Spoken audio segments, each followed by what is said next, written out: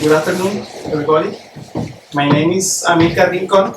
I'm a professor at the Inter-American University of Puerto Rico, Mechanical Engineering Department. And today I will be presenting the Puerto Rico CubeSat NanoRocks-2 PR-CuNaR2 electronic.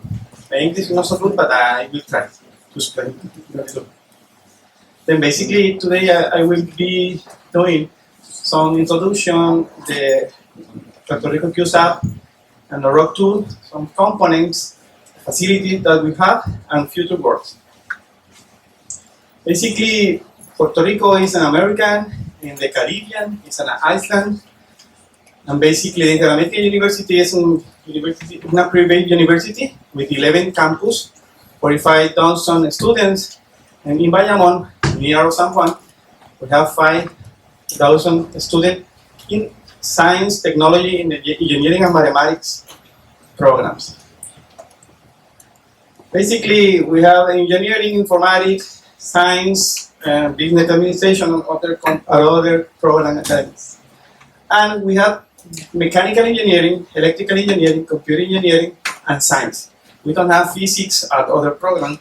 Basically, we are affiliates for the Puerto Rico Space Grant NASA. And basically, in 2030, we began working with the high altitude student platform of HAS. Basically, multidisciplinary teams, the mechanical engineering, electrical, computer, science engineers. Basically, we are working with different projects. For example, this project, we are in the space during 20 hours and do some experiments. For example, we capture aerosols at different heights of the atmosphere.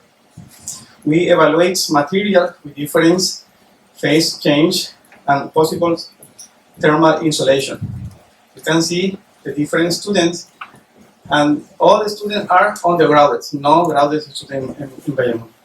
Basically, it's a challenge for us because it's very difficult to create this type of prototype only with undergraduate students. Then the last year, we have some experiments with using balloons. For example, we build some prototype for capture image. This is Puerto Rico, 30 kilometers. And other project that we have was the CubeSat the past year. We take 4,000 images for the CubeSat during the CubeSat in Charleston, South Carolina. Basically, my students were doing a 360-degree camera for capture image. We take temperature, pressures, ultraviolet lights, and we do some experiments with bacteria and see different behaviors during the eclipse. Then, this past March, we received the great notice. We accepted for the program ELENA program with NASA.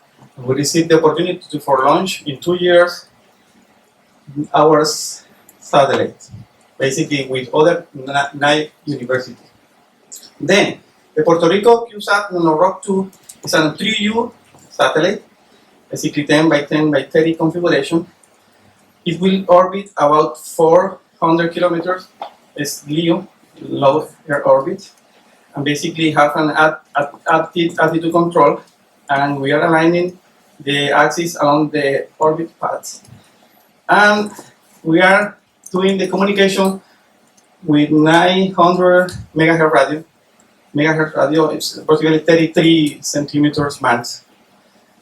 The main objective or mission for the Puerto Rico CubeSat is basically set up experimentation of low energy collisions in the protoplanetary disks and in planetary ring system, such of Saturn rings.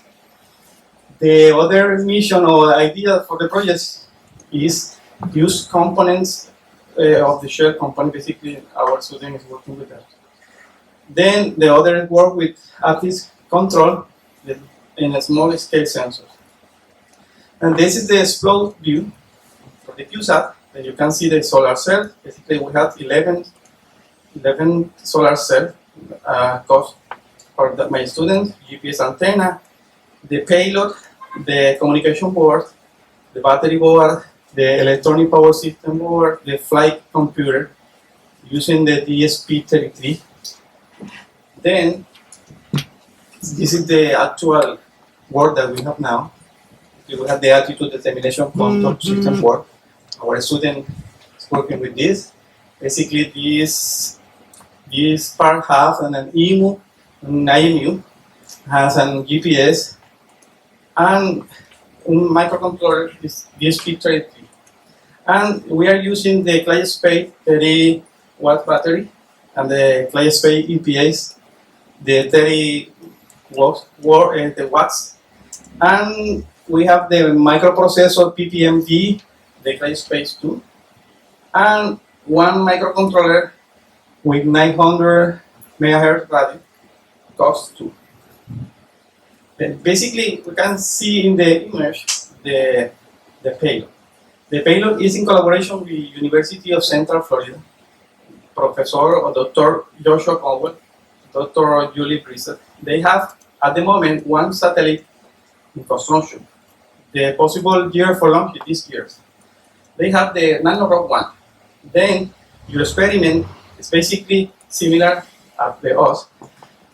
They have a camera. They are using a GoPro camera.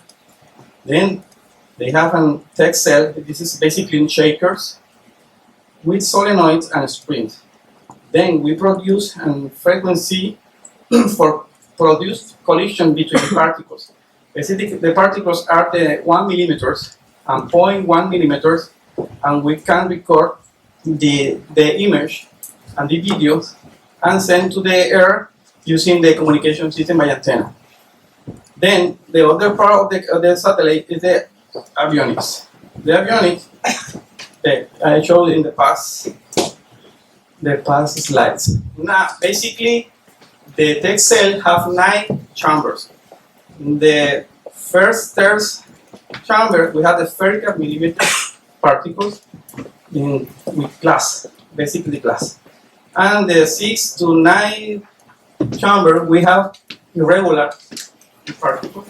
Basically, the idea is respond or answer this question. Basically, how does particle size at the millimeter scale affect the formation of particle clusters? How does the coefficient of restitution depend on particle size for collision at less than 1 centimeter by second? How does formation cluster depend on particle surface roughness? How does dissipation of energy in collision depend on the particle surface? What is the rate Dox production in collision at those covered particle at a speed less than 1 centimeter per second? Then this experiment, all is programmed in one microcontroller, and we need to adapt the data for one model that UCF have now. That the University of Central Florida have the model where we provide the image and the video data, and they study of the behavior of the particles. Then the organization of the project, basically we have a technical PI, we have electrical, computer, mechanical, and system engineering advisors. The advisors are guys that work now with NASA, Puerto Rican guys. They are working now with NASA. They help the university how advisor for my students. Then if group in the structure, communication, power, attitude determination, control system, and payloads are on the graduate student, with one graduate student the other university. That basically is a multidisciplinary project. And at the moment we are working with a new facility because with the Hurricane Maria, the laboratory don't work more. Then we have a new space that we are working now, and basically it's 6 square feet for laboratory. And now we're working with new clean rooms, 10,000 specification. And in the lab we have software for PCB design, for electrical design, for instrumentation, for thermal design, simulation, for ANSI simulation, for finite element CNC 3D printer, and some orbital simulation program and control navigation, for example SDK with NASA. Then NASA give up the money using the Puerto Rico space grant. Then the idea is to promote the STEM student, and we have 10% of the participation in the program because all the students working with me, all the students have work now. Then this is the ground station that we're working now. We are UHF, a VHF, and we are working with a new facility for 900 megahertz. And this very typical ground station. And this is the vibration shaker test that is with NASA. The NASA Marshall helped us with this laboratory. This is the Helmont Cage attitude determination test for prove the attitude determination for the satellite, with the magnetometers, with all the components in the system. And this is the actual status for the project. Basically, we have all the power, all the attitude determination control ready. Only we need the test, and the communication and flight control is in progress now. And the payload is in progress too. The ground station basically is all ready now, and with some testing in the new with the new antennas. And this is the milestone schedule. Then we are very delayed basically because the last year we had not to work. By the problem that now we are working with the preliminary design preview and doing some system testing. And the next quarter, we are working with the critical design and integration for the next year. And the idea is to submit to NASA the CubeSat in finally the next summer, in 2019. Any questions?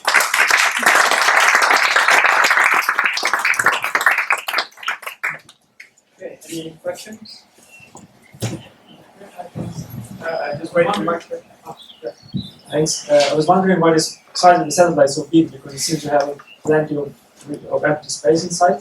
Where is your payload located? There's like the size is 3U.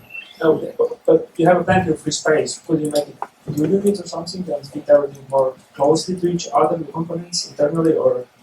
No, basically we have 1U for the avionics and 2U for the camera and the shaker, because the focal distance is for the camera. Then we need to have the resolutions, and remember this 1 millimeters, and it's very critical the velocity of the capture information. Okay, so and this is going to be visual images that will be taken out of those clusters for mine. Yeah. It's just visual. Yeah. Okay. And visual, only visual. Yeah, we have many images, and we can see every frame and study the impact, collisions, and everything during the process. Then with the solenoid, we promote the vibration and promote the collision in between particles. But was the source of the light? The source of the light, because it was inside the satellite. No, it's back. Okay. It's backlight. Okay. You have the chambers, and we have backlight, and then we have the camera in front, and then we see the silhouette. No, don't see it's monochromatic image, basically. Any other